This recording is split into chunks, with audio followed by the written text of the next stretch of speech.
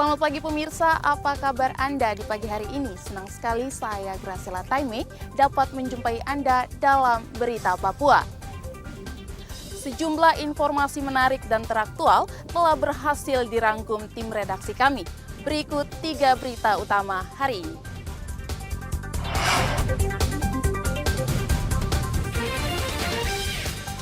Seorang polisi dan warga tewas ditembak orang tak dikenal di Lani Jaya. Diduga jatuh saat bersuah foto, seorang pemuda di Kabupaten Jayapura ditemukan tewas di jurang. Majelis Rakyat Papua Barat serahkan dokumen verifikasi keaslian orang asli Papua paslon gubernur ke KPU.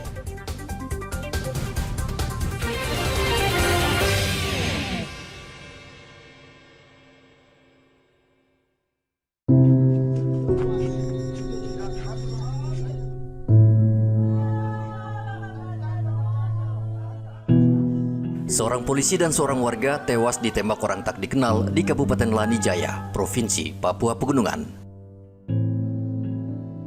Peristiwa itu terjadi pada Selasa lalu di Kampung Dukom.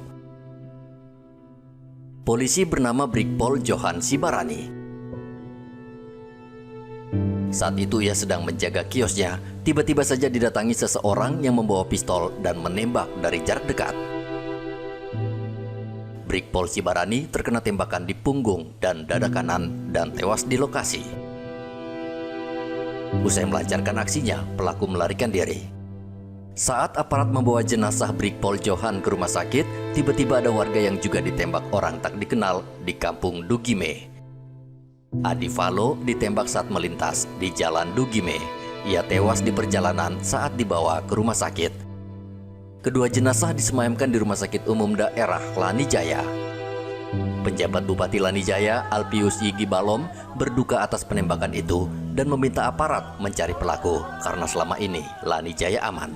Pemerintah dan masyarakat Kabupaten Lani Jaya merasa dikejutkan, tetapi juga turut berbelasungkawa atas peristiwa yang terjadi tadi malam pukul 7:00 atau kurang. Yang kedua adalah ini rencana di luar daripada dugaan kami pemerintahan yang ada di Kabupaten Lani Jaya. Ketiga, kami menyampaikan terima kasih banyak atas pengabdian adikku, Adik Sibarani selama 11-12 tahun ada di Tiong. Peristiwa ini terjadi di dalam rumahnya sendiri, ya, tetapi ini merupakan suatu bencana musibah yang patut di luar dugaan kami manusia. Kedua jenazah masih berada di Kabupaten Lani Jaya dan direncanakan akan diterbangkan ke kampung halamannya di Sumatera Utara dan Sulawesi Selatan. Arthur melaporkan dari Lani Jaya, Papua Pegunungan.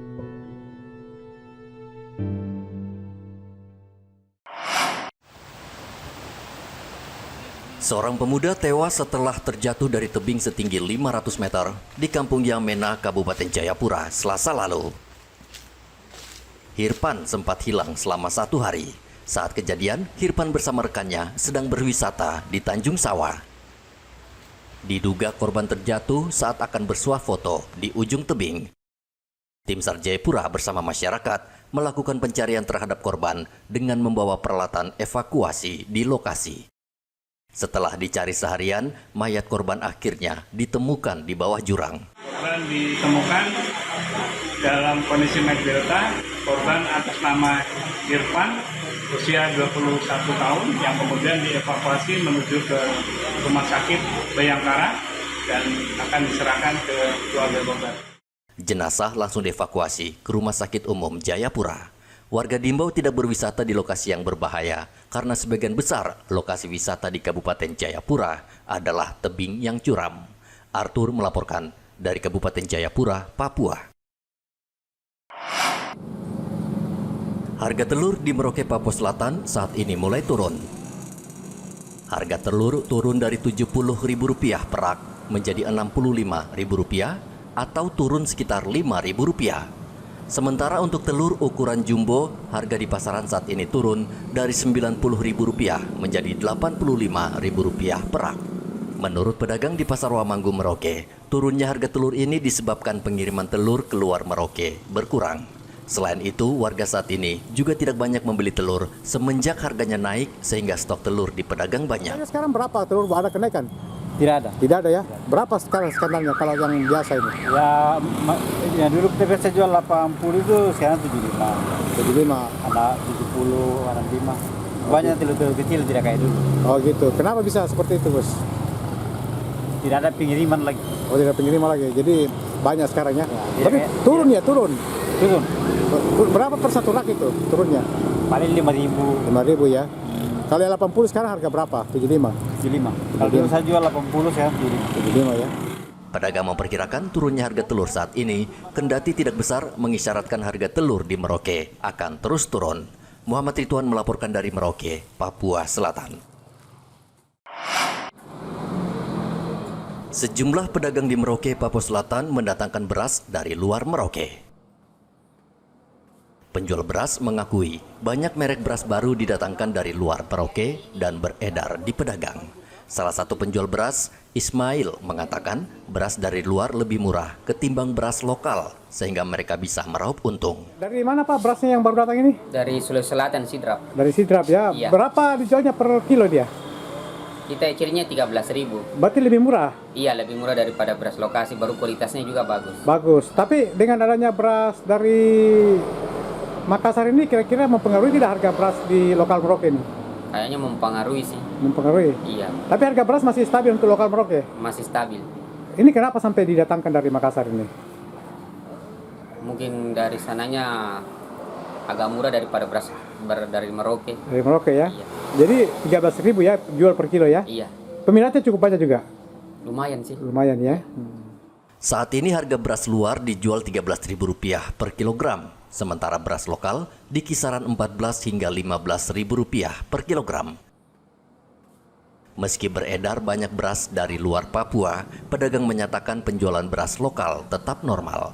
Muhammad Ridwan melaporkan dari Merauke, Papua Selatan.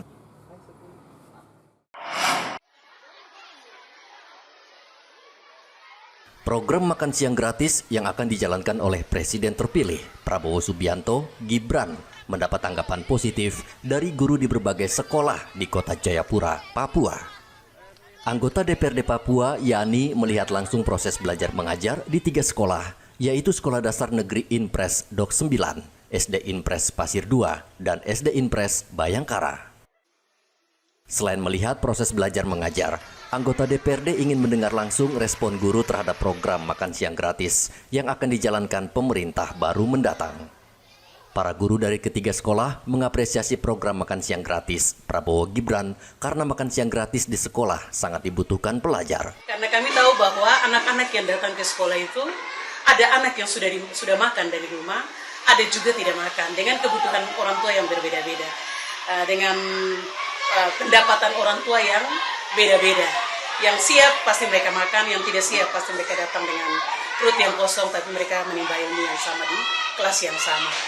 Jadi kalau memang ada program Bapak Prabowo untuk sekolah se-Indonesia, untuk makan siang untuk anak-anak sekolah, kami menyambut dengan sukacita. Terima kasih banyak Bapak, kalau ada program itu kami terima dengan sukacita. Kita datang melihat secara langsung, terus bagaimana pendapat dan respon daripada kepala sekolah, guru-guru semua terhadap program dari Presiden terpilih Bapak Prabowo Subianto untuk makan siang bagi seluruh siswa se-Indonesia Raya. Jadi kita ingin melihat langsung, jadi ini kunjungan kasih, kunjungan peduli. Program makan siang gratis sudah diuji di berbagai wilayah di Jawa dan mendapat respon positif dari pihak sekolah. Anak-anak di Indonesia sebagian besar tidak sarapan, padahal mereka belajar hingga siang hari. Sehingga program makan siang gratis sangat dibutuhkan, apalagi dilihat dari kondisi perekonomian orang tua murid, ada yang tidak mampu. Arthur melaporkan dari Kota Jayapura, Papua. Assalamualaikum. Polres Merauke menunjukkan kepeduliannya terhadap kesehatan para anggota. baik yang masih aktif berdinas maupun yang sudah memasuki masa purna tugas. Tim medis Dokes Polres Merauke mendatangi rumah polisi yang sedang terbaring sakit, khususnya mereka yang sudah purna tugas. Seperti Aibtu Hasan Subagio yang baru saja memasuki purna tugas. Ia sehari-hari tinggal di asrama Polres Merauke dan sudah beberapa kali berobat, namun tidak sembuh. Menurut saya pribadi ya kegiatan ini sangat baik ya untuk menjadikan ingat mungkin kepada para alumni atau mantan gitu ya. Kita merasa sangat dihormati sekali. Jadi saya apresiasi sekali untuk kegiatan seperti ini. Karena kita ini macam menjadi semangat gitu. Walaupun sudah pensiun tapi rasa semangat, jadi adik-adik generasi kita masih ingat kita gitu.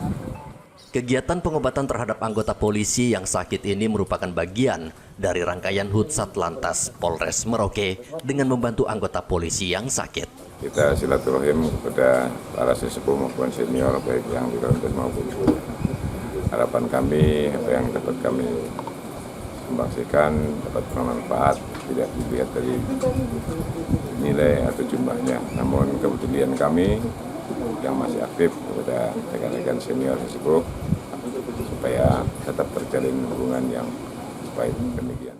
Selain kegiatan pengobatan ke rumah-rumah polisi, Polres Merauke juga memberikan rujukan kepada anggota ke rumah sakit jika penyakitnya sulit disembuhkan dan membutuhkan penanganan yang serius. Muhammad Ridwan melaporkan dari Merauke, Papua Selatan. Peringatan Hari Ulang Tahun TNI Angkatan Laut tahun ini berlangsung meriah. Momen Hari Ulang Tahun TNI Angkatan Laut, markas Lantamal 11 Merauke sengaja dibuka untuk umum. Pangkalan TNI Angkatan Laut ramai dengan warga yang ingin melihat dari dekat kinerja TNI. Warga juga menerima sembako dari TNI. Anda masuk ke asrama Angkatan Laut ini untuk kegiatan ini? Kami sebagai masyarakat cukup senang bisa membaur dengan personel Angkatan Laut dengan ikut menyukseskan lomba-lomba olahraga yang dilakukan oleh Angkatan Laut. Ikut lomba apa ya? Ikut lomba apa nih?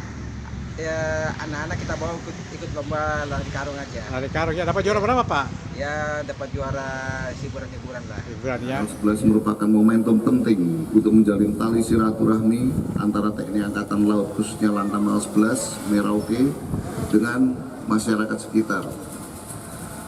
Terjalinnya silaturahmi ini merupakan salah satu langkah konkret dalam upaya pengenalan dan pemahaman kepada masyarakat mengenai tugas dan peranan TNI Angkatan Laut dalam menjaga kedaulatan dan keutuhan NKRI.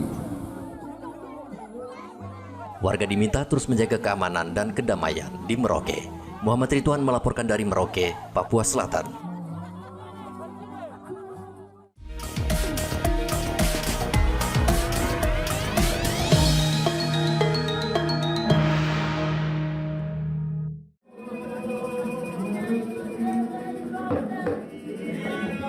Majelis Rakyat Papua Barat memastikan pasangan bakal calon gubernur dan wakil gubernur Papua Barat, Domingus Mandacan dan Muhammad Lakotani, sebagai orang asli Papua. Penetapan pasangan ini melalui verifikasi faktual yang dilakukan panitia khusus, diantaranya dengan memeriksa keaslian dokumen, serta pemeriksaan terhadap marga dan suku dari pasangan calon tersebut. Sehingga menurut Ketua MRP Papua Barat, Judson Waprak, pasangan Domingus dan Lakotani pantas mencalonkan diri dalam pilkada mendatang. MRP sebelum menetapkan bakal calon memenuhi syarat sebagai OAP melakukan dua tahapan verifikasi. Pertama verifikasi administrasi untuk menilai kesalihannya dokumen syarat administrasi bakal calon yang diserahkan oleh teman-teman dari KPU. Dan kedua, verifikasi faktual untuk meminta informasi yang benar dan jujur dari ketua marga ketua lembaga adat, ketua dewan adat, atau para tetua adat yang memiliki kewenangan adat untuk menjelaskan atau memberikan kesaksian tentang status keaslian dari bakal calon tertentu ya. Majelis Rakyat Papua selanjutnya menyerahkan dokumen keaslian orang asli Papua ke KPU Papua Barat untuk memberikan kesempatan selama 3 hari bagi KPU untuk memberikan sanggahan dan memastikan lagi keaslian dokumen tersebut. Bahwa KPU bertanggung jawab semua proses pelaksanaan tahapan pilkada, secara khusus tahapan pencalonan harus dikelola dengan prinsip tepat waktu dan berasaskan juga kepastian hukum. Karena itu, secara ketepatan waktu, MRP telah memenuhi itu. Kedua, secara kepastian hukum, MRP telah mengerjakan kepastian hukum yang diberikan dengan melaksanakan pasal 20 ayat 1 rupa untuk pertimbangan kepada setiap calon yang diusulkan oleh KPU Provinsi yang sudah kita layangkan pada tanggal 30 dan tepat 7 hari kerja atas hari ini mereka telah mengembalikan, hanya memanfaatkan 7 hari itu semua pekerjaan telah diselesaikan dengan baik. KPU Papua Barat akan menetapkan calon gubernur pada 22 September mendatang. Papua Barat adalah satu-satunya provinsi yang memiliki satu paslon yang berpotensi melawan kota kosong. Edi melaporkan dari Manokwari, Papua Barat.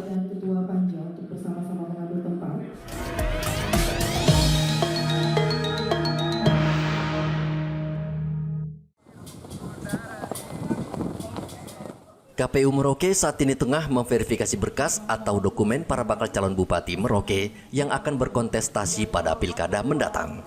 Tahapan verifikasi ini merupakan yang terakhir sebelum KPU Merauke menggelar pleno untuk menetapkan pasangan calon. Komisioner KPU Merauke, Dian Rahil, mengatakan KPU memberikan kesempatan kepada masyarakat selama 4 hari dari tanggal 14 hingga 18 September untuk menanggapi hasil verifikasi yang dilakukan tim teknis KPU. Jika ada keberatan, Dian meminta masyarakat segera datang dan melapor ke kantor KPU Merauke. Jadi kami baru menyampaikan hasil verifikasi untuk dilakukan perbaikan. Sudah melakukan perbaikan kemarin tanggal 8 dan hasilnya juga sudah kami dari paslon sudah dikembalikan kepada kami untuk verifikasi. Nanti hari Kamis kami akan verifikasi ulang untuk semua berkas. Lalu untuk tanggal 14 sampai 15 nanti hasil dari verifikasi perbaikan akan kami sampaikan kepada LO. Untuk selanjutnya kami akan membuka untuk tanggapan masyarakat tanggal 14 sampai tanggal 18. Untuk verifikasi terakhir, KPU melibatkan tim teknis dari berbagai instansi terkait untuk mengecek kebenaran berkas atau dokumen yang diserahkan Bapaslon ke KPU saat mendaftar beberapa waktu yang lalu. Jika tidak ada masalah, setelah itu KPU menggelar pleno untuk menetapkan pasangan calon pada tanggal 22 September 2024. Muhammad Ridwan melaporkan dari Merauke, Papua Selatan. Pemirsa, informasi tadi sekaligus mengakhiri jumpa kita dalam Berita Papua. Saya Gracila Taime, mewakili tim kerabat kerja yang bertugas menyampaikan terima kasih, selamat beraktivitas, sampai jumpa. Wanyambe.